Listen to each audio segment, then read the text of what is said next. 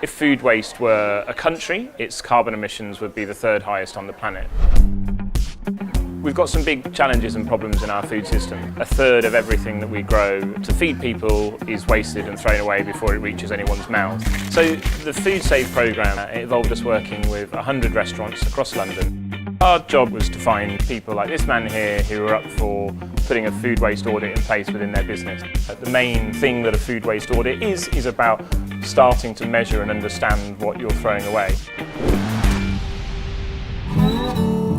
What we found so interesting, the food waste coming back from the table. It was never acknowledged that it wasn't delicious, but sometimes the portion size would be too big for the menu of choice, that people would just be leaving some elements of it.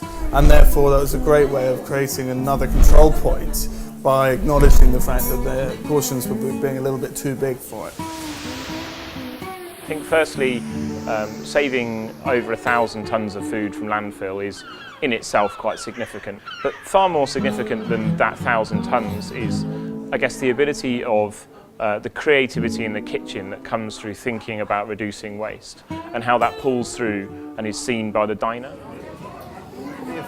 You get an idea and get creative because you're in that mindset, it becomes this very much experimental environment, and as a chef, you can't beat that. But also having these measures and knowledge of saying, right, I've got a leek here, what am I going to make from it? So if I just trimmed off the roots, we could then blanch them quickly and then fry them and make little baskets and then put a little boiled softball quail's egg on it. The tops of the leeks, obviously really flavourful. It's part of the allium family, so you're thinking of onions. So instead of just losing them, why don't you put it in the base of your risotto? Now, the best way I like to cook the actual shaft of a leek is to grill it on the open fire, where it blackens all the way through.